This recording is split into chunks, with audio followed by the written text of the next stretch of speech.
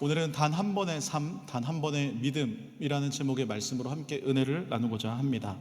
지난 2025년 4월에 김영하 작가라는 분이 단 한 번의 삶이라는 책을 출간했습니다. 2025년 4월 한 달간 국내에서 가장 많이 팔린 책이 되면서 순식간에 베스트셀러가 되었습니다. 흥미로운 것은 원래 이 책의 제목은 인생사용법이었다라는 사실입니다. 그런데 저자는 글을 쓰다가 한 가지 사실을 깨달았다고 합니다. 그가 이렇게 말을 합니다. 원래 나는 인생사용법이라는 호기로운 제목으로 원고를 쓰기 시작했다. 하지만 곧 내가 인생에 대해서 자신 있게 할 말이 없다는 것을 깨달았다. 내가 알고 있는 것은 그저 내게 단 한 번의 삶이 주어졌다는 것뿐이다. 그래서 이렇게 제목을 바꾼 것이죠. 저는 이것을 읽고 참 지혜롭구나라는 생각을 했습니다. 제목도 제목이지만 사실 인생 사용법을 줄 수 있는 분은 사람도 작가도 아니기 때문인 것이죠. 인생을 만드신 오직 하나님 한 분뿐만이 우리들에게 인생 사용법이라는 책을 쓸 수 있지 않나, 주실 수 있지 않나 라고 생각하는 것입니다. 그래서 인생 사용법이라는 제목으로 책을 쓴다면 저자는 오직 하나님 한 분뿐인 것이죠. 그리고 하나님께서는 이미 우리들에게 인생 사용법이라는 책을 주셨습니다. 무엇입니까? 바로 성경인 것이죠. 성경은 단 한 번뿐인 우리의 인생을 어떻게 살아야 하는지를 말씀해주고 있습니다. 바로 하나님 사랑, 이웃 사랑입니다. 이것이 성경 전체를 관통하는 목적입니다. 그리고 그 길을 열어주고 우리를 이끌어가는 힘이 있는데요, 그것이 바로 믿음인 것입니다.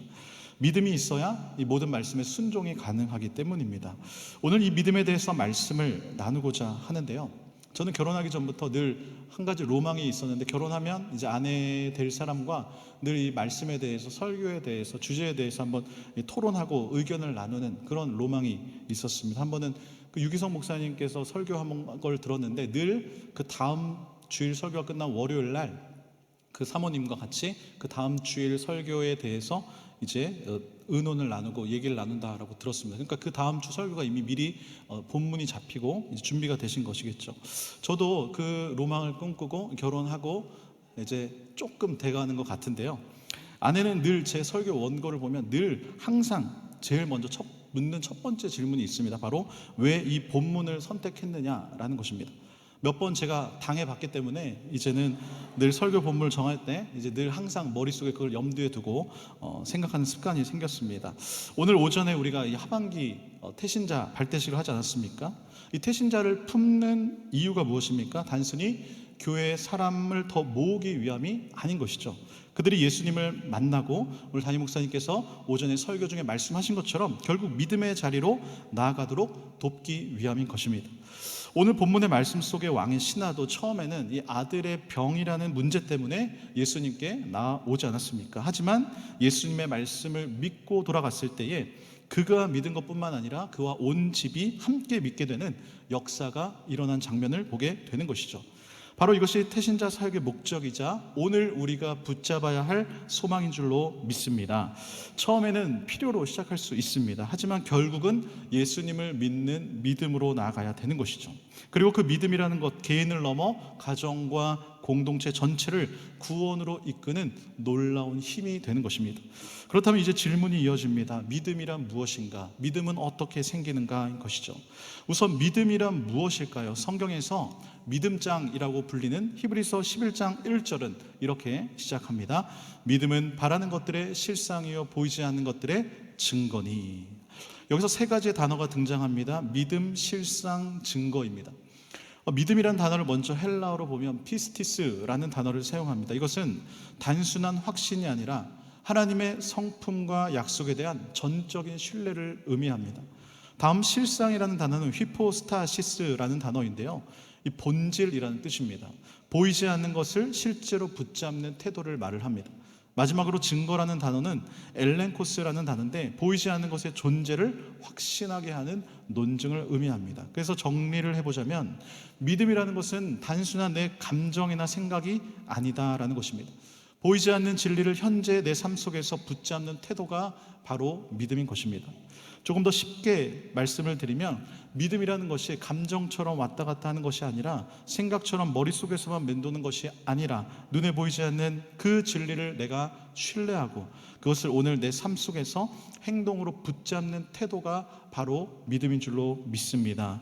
그런데 이런 믿음이라는 것 저절로 생기질 않습니다. 에베소서 2장 8절 우리 한번 같이 읽어보겠습니다. 시작.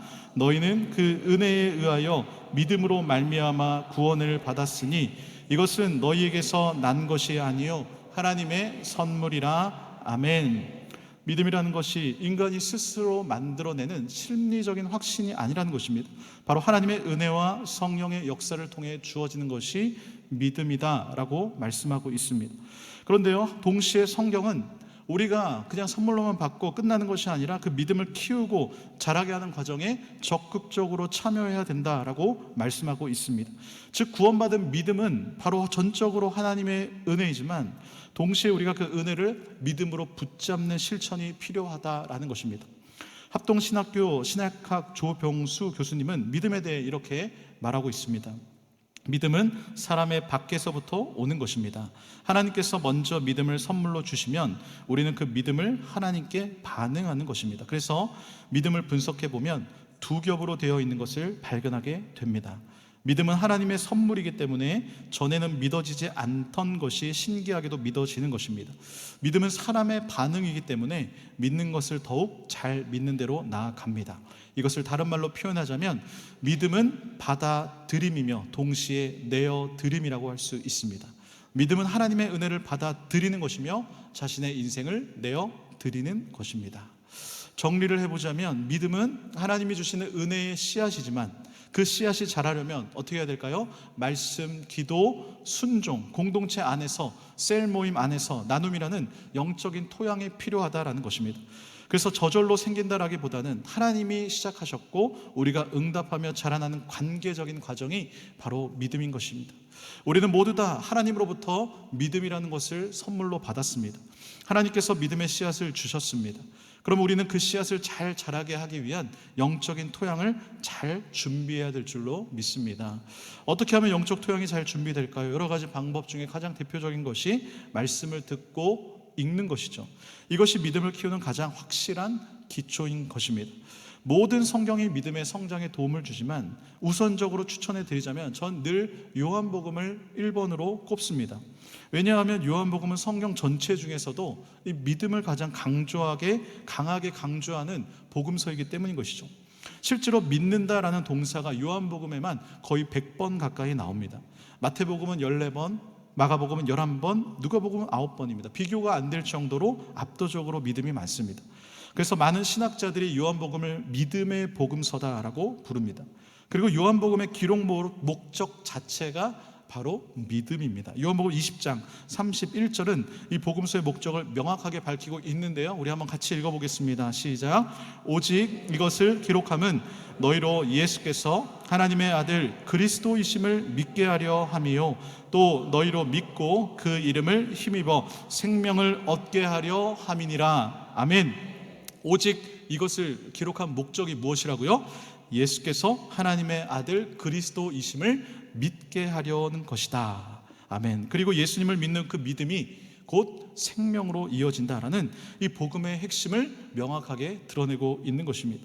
그래서 요한복음에 등장하는 모든 예수님의 기적들은 기적이라는 표현 대신 표적이라는 표현을 사용합니다. 기적은 영어로 미라클이라면 표적은 영어로 사인인 것이죠. 예수님의 기적은 단순한 신적인 능력의 과시가 아니라 믿음으로 이끄는 사인이라는 것입니다. 예수님께서 표적을 통해 하나님의 아들이심을 드러내고 사람들은 그 표적을 통해서 믿음에 이르게 되는 것입니다. 오늘 본문도 마찬가지입니다. 예수님께서 행하신 몇 번째 표적입니까? 두 번째 표적입니다.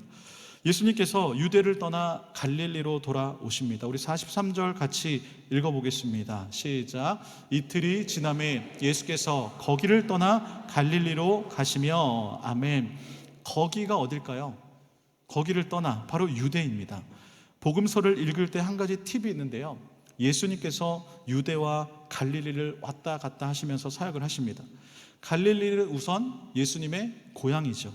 예수님이 자라셨던 곳은 시골입니다. 거기에 비하면 이 유대라는 곳은 어떤 곳입니까? 일단 어떤 도시가 있죠? 예루살렘이라는 도시가 있습니다. 수도이자 대도시이죠. 모든 기득권자들이 털을 잡고 있는 곳이 바로 유대입니다. 로마 총독, 군인들, 바리새파, 서기관, 대제사장들이 다 모여 있습니다. 정치, 경제, 문화, 교육의 중심지였습니다. 그래서 갈릴리에서 예수님께서 하셨던 사역과 유대에서 예수님께서 하셨던 사역은 완전히 다릅니다. 예수님은 갈릴리에서 주로 누구를 대상으로 사역을 하셨을까요? 민중들을 대상으로 사역을 하십니다. 그래서 주로 기적과 가르침을 통해서 하나님 나라를 선포하십니다. 그러나 유대로 가셨을 때는 예루살렘에서 누구를 상대하실까요? 정치 거물급들을 상대하십니다. 종교 지도자들과 논쟁을 하십니다. 그래서 유대에서의 사역은요, 늘 긴장감이 넘칩니다. 이렇게만 알아도 성경을 이해하는데 많은 도움이 되는데요, 오늘은 본문에 보니까 어디서의 사역이라고 말씀합니까? 갈릴리에서의 사역이다. 이제 예수님이 민중들을 상대로 어떤 기적을 보여주시겠구나 라고 예상해 볼 수 있겠죠. 아니나 다를까 예수님이 갈릴리로 오시자마자 가버나움에 사는 한 왕의 신하가 예수님을 찾아왔습니다. 그의 아들이 중병에 걸려 생명이 위태롭게 되었습니다. 여기서 성경을 읽으실 때 또 한 가지 팁은 지역 개념입니다. 이스라엘의 지도를 보면 크게 세 개의 도로 나눌 수 있습니다. 맨 위에가 갈릴리도, 그리고 중간이 사마리아도, 그리고 밑에 유대도입니다. 우리나라로 말하면 전라도, 경상도와 같은 어떤 도의 개념인 것이죠. 이스라엘도 이렇게 세 개의 큰 행정구역이 있는데요, 이 갈릴리 도 안에 어떤 도시들이 있을까요? 오늘 본문에 등장한 가버나움도 있고 가나도 있고 나사렛도 있습니다. 유대도 안에는 어떤 도시가 있다고 아까 말씀드렸습니까? 예루살렘도 있고 베들레헴도 있고 여리고도 있는 것입니다. 그래서 성경을 읽으실 때 가버나움하고 갈릴리는 이 급이 다르구나라는 것을 꼭 기억하셔야 합니다. 지금 예수님이 갈릴리 도에 있는 가나라는 도시에 도착하자마자 이 가버나움이라는 도시에서 한 신하가 자신의 아들을 살려달라고 한 걸음에 달려온 것입니다. 46절과 47절이 한번 같이 읽어보겠습니다. 시작. 예수께서 다시 갈릴리 가나에 이르시니 전에 물로 포도주를 만드신 곳이라. 왕의 신하가 있어 그의 아들이 가버나움에서 병들었더니 그가 예수께서 유대로부터 갈릴리로 오셨다는 것을 듣고 가서 청하되 내려오셔서 내 아들의 병을 고쳐주소서 하니 그가 거의 죽게 되었음이라. 아멘. 가버나움부터 가나라는 도시는 약 30km 떨어져 있는 곳입니다. 아들을 살리는데 30km가 대수냐 할 수 있겠지만 이동 수단이 그렇게 발달하지 않은 당시로서는 쉽지 않은 거리였죠. 지금 이 아버지는 지푸라기라도 잡는 심정으로 마지막으로 예수님께 나온 것입니다. 이 아버지가 49절에 이렇게 말씀합니다. 신하가 이르되 주여 내 아이가 죽기 전에 내려오소서. 이 한 구절에 지금 아버지의 절규가 느껴지지 않으십니까? 아버지로서 아이가 죽어가는 상황에서 마치 긴급 상황 119에 전화해가지고 내 아이가 지금 죽어가니까 빨리 와달라고 외치는 이런 부모의 메아리가 들리는 것 같습니다. 동시에 그가 예수님이 병을 고칠 능력이 있다는 것을 믿었습니다. 하지만 예수님이 반드시 그 자리에 함께 내려오셔야, 우리 집에 오셔야 고칠 수 있다라고 생각했습니다.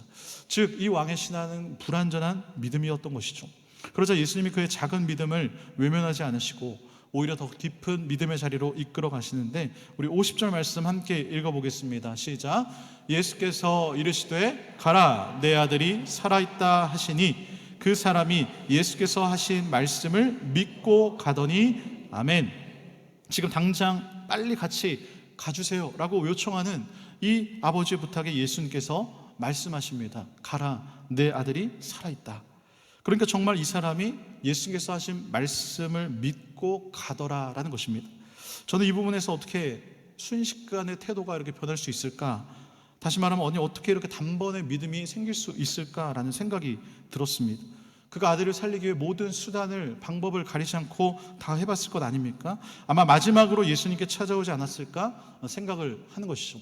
절망의 끝에서 이제 정말 기댈 것이 예수님밖에 없었기 때문에 더 간절하지 않았을까요? 그런데 예수님의 한마디에 그가 믿고 간 것이죠. 여기서 무엇을 발견하게 되는 것일까요? 믿음이라는 것, 인간의 결심이 아니라 예수께서 하신 말씀에 오는 힘으로부터 생겨난다라는 것입니다. 물론 그가 절박한 상황 속에서 이미 마음의 문은 하나님께 열려 있었겠죠. 그러던 중에 예수님의 말씀을 들으면서 그 말씀 속에 그 힘과 생명을 느꼈을 것입니다. 그래서 그 말씀을 의지해서 결단하고 순종하고 나아가는 것이죠. 그리고 그 배후에는 무엇보다도 하나님의 놀라운 은혜가 있었기 때문에 가능한 일이었습니다. 왕의 신하가 보여준 믿음, 오늘 우리의 삶에도 굉장히 중요한 교훈을 주고 있습니다. 우리는 종종 눈에 보이는 현실에 눌려서 하나님을 의심할 때가 많습니다. 그러나 믿음이라는 것은 상황보다 하나님의 말씀을 더 신뢰하는 것입니다. 왕의 신하는 아들이 살아났는지 죽었는지 확인조차 하지 않고 말씀을 듣자마자 돌아서서 집으로 돌아갑니다. 우리도 하나님께서 주신 말씀의 결과를 보기 전에 순종하는 그 믿음을 붙잡아야 될 줄로 믿습니다.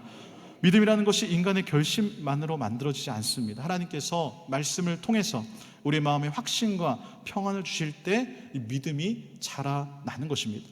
오늘 우리에게 주심은 바로 동일하게 말씀하실 수가 있습니다. 병상에 누워 있을 때든지 경제적 어려움이 있을 때든지 관계의 상처 속에 있을 때 하나님은 내가 너와 함께한다, 두려워하지 말라라는 그 말씀을 우리에게 주시며 우리를 세워주시더라라는 것이죠. 이사야서에 보면 하나님을 믿지 않는 자들, 악인들은 늘 마음이 파도같이 요동친다라고 표현하고 있습니다. 우리 눈에 볼 때는 그 사람이 굉장히 겉으로 평온해 보여도 그 마음은 끊임없는 불안과 두려움으로 요동치고 있는 것이죠. 믿음이라는 것은 그 말씀을 붙잡고 오늘 하루를 걸어가는 바로 그 결단에서 드러나게 되는 줄 믿으시기를 바랍니다. 왕의 신하가 그 말씀을 믿고 가더니 어떤 일이 벌어졌습니까? 51절에서 53절 한번 같이 읽어보겠습니다. 시작. 내려가는 길에서 오다가 만나서 아이가 살아있다 하거늘 그 낳기 시작한 때를 물은즉 어제 7시에 열기가 떨어졌나이다 하는지라.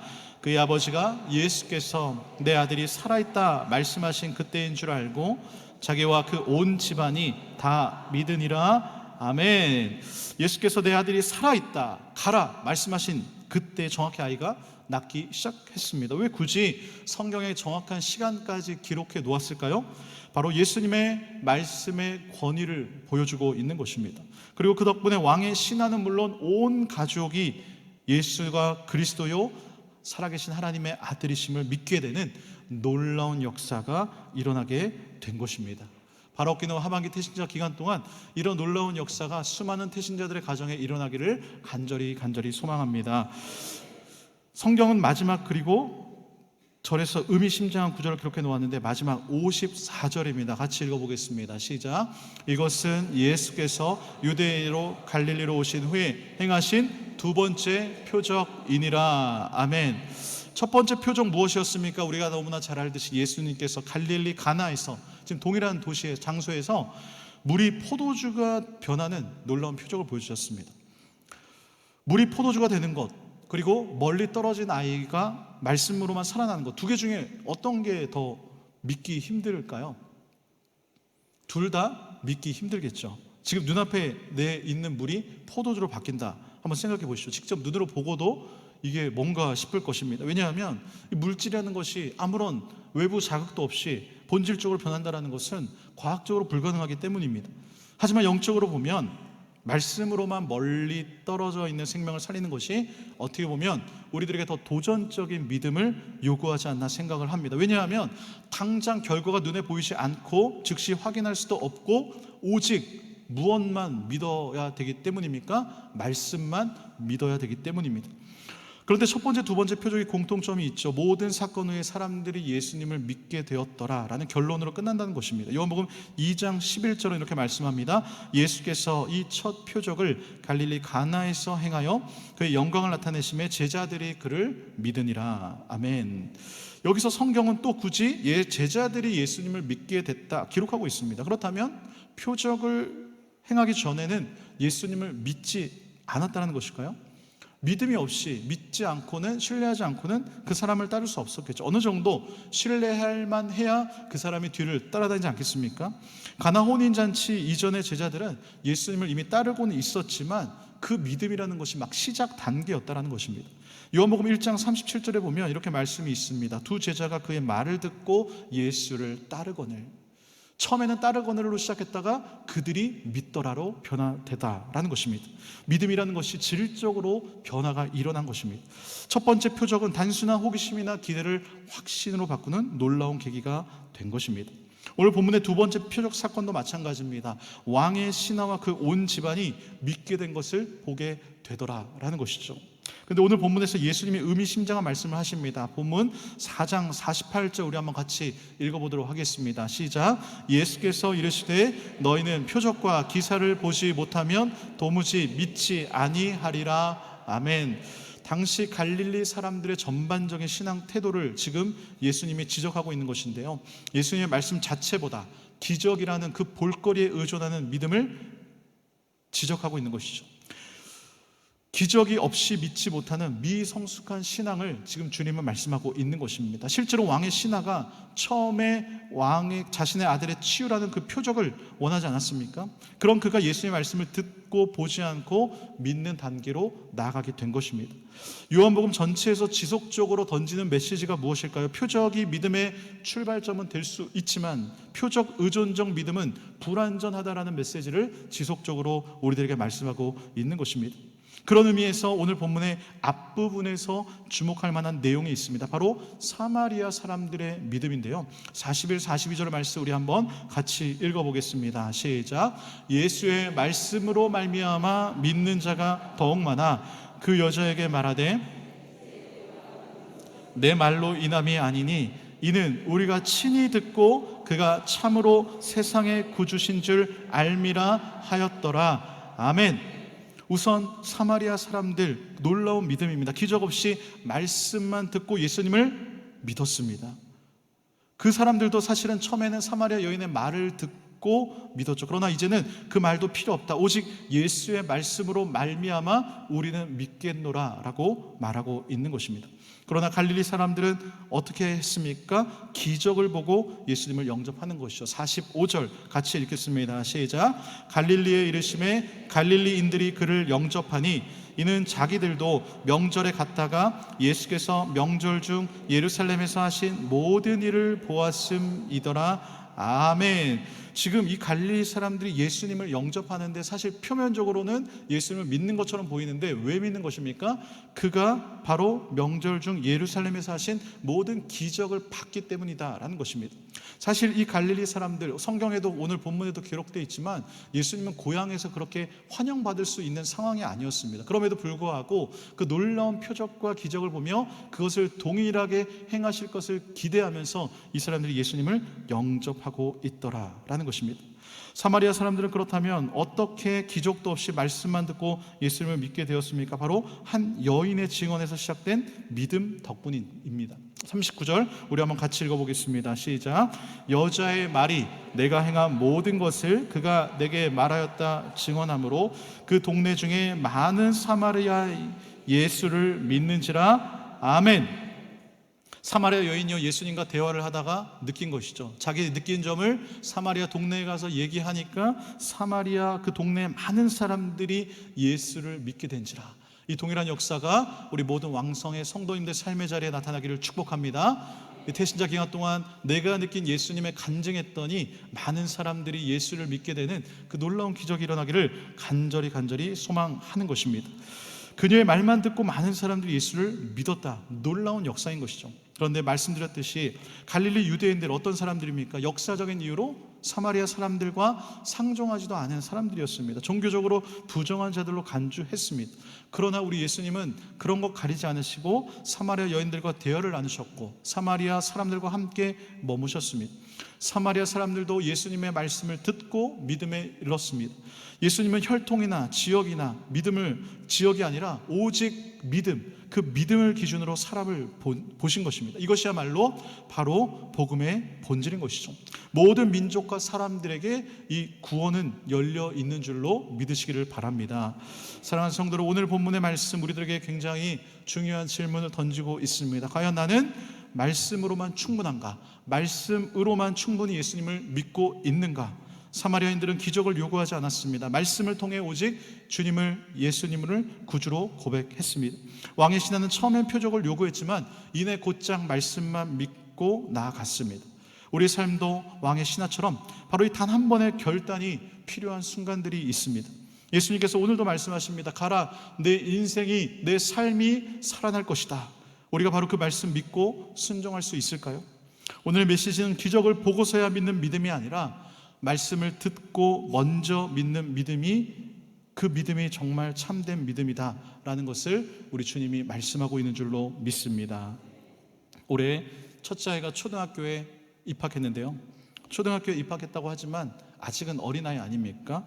그래서 부모님들이 아이들을 함께 학교까지 늘 등교를 시켜주고, 마치면 학교 앞에 정말 수많은 학부모님들이 자기 아이들을 하교 같이 합니다.